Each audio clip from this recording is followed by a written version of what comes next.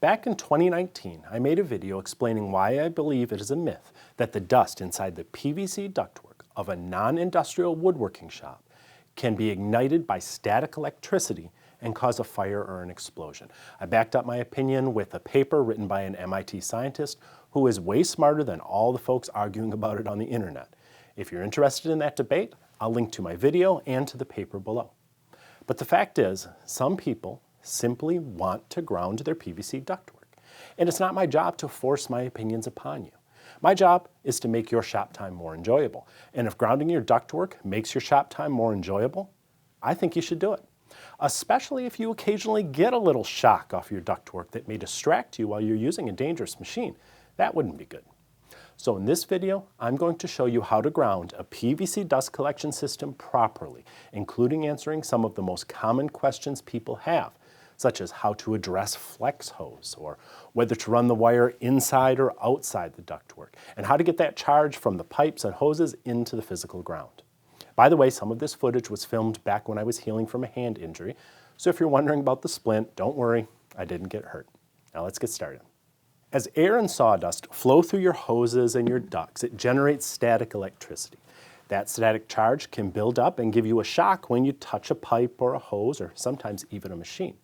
A shock from a PVC ductwork or a long flex hose isn't likely to be painful, but it can be dangerous if it distracts you at the wrong time. The reason why PVC is unlikely to deliver much of a shock is because it's an insulator. That means very little of the static that builds up inside the duct will transfer through the walls to the outside where you may touch it and go into your body. That doesn't mean there will be no charge on the outside of a PVC duct. You need only run your hand over the surface of the pipe after running dust through your system for a few minutes to feel the charge on the outer surface.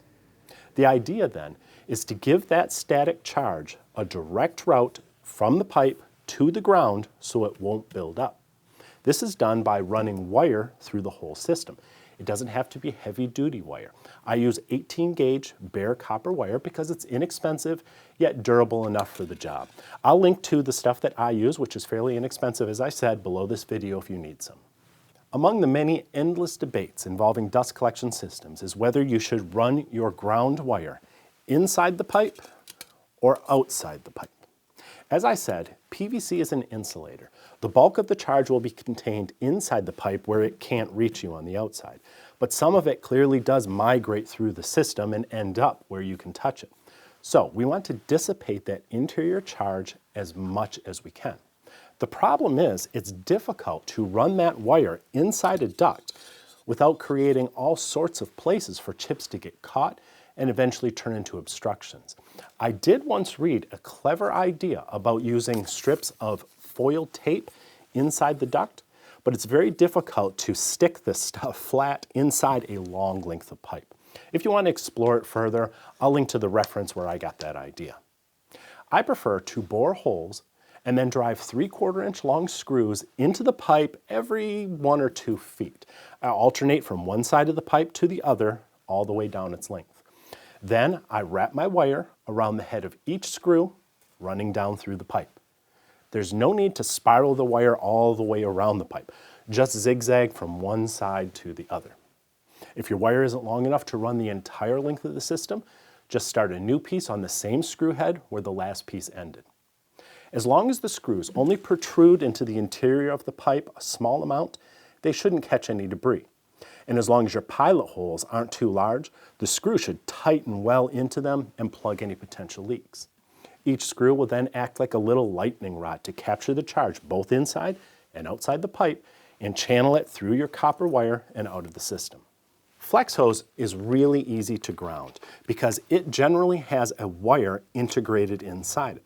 So you simply expose the end and then you connect your copper wire to that.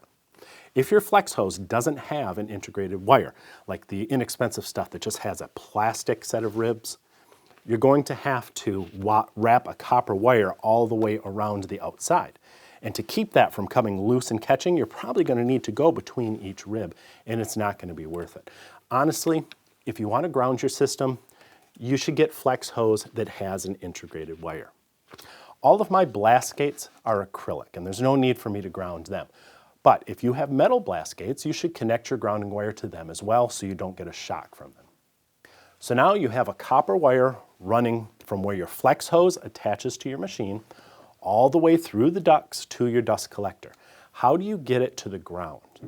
Well, you don't have to physically drive a stake into the earth and connect your wire to it. Your dust collector is already grounded through the AC outlet in your wall. So just connect the end of your wire to the metal body of the dust collector itself, and you've tied everything together. Another option is to connect the other end of the wire that comes off your flex hose where it connects to the body of a machine, such as your table saw, and then wire it to the body of that.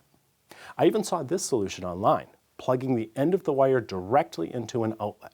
But frankly, I don't know why you would use such heavy gauge wire for this. It's not necessary, and who has an extra outlet in their shop anyway?